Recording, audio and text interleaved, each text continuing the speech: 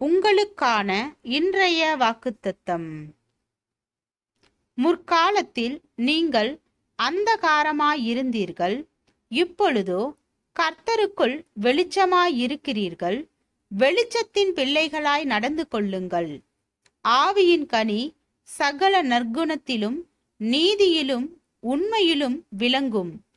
கர்த்தருக்குள் பிரியமானது இன்னதென்று நீங்கள் சோதித்து பாருங்கள்.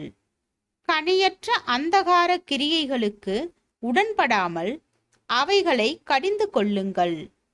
அவர்களால் ஒளிபீடத்தில் செய்யப்படும் கிரியைகளை சொல்லுகிறதும் அவலட்சணமாயிருக்கிறதே.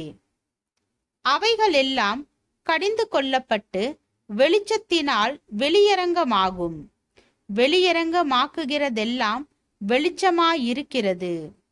எபேசியர் 5வது அதிகாரம் வசனம் 8 முதல் 13 வரை.